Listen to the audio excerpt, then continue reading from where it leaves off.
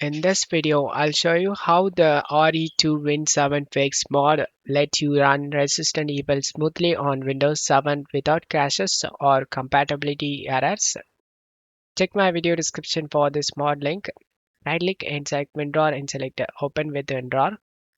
Once you open the mod, right click and select Open File Location. Before installing this mod, backup your Resistant Evil 2. Copy and paste it in same location. Rename it as backup. Once you're done, open the Resistant Evil 2. Drag and drop these files inside the game folder. Replace the file in the destination.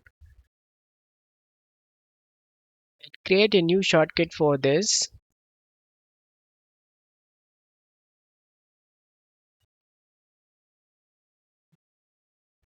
Launch the game through the newly created shortcut. Select more info and select run anyway option. And this mod help you run the game on Windows 7 PCs.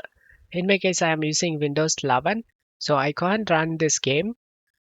I hope this tutorial helped you, and if the video helped you, don't forget to leave a like and subscribe. Thank you.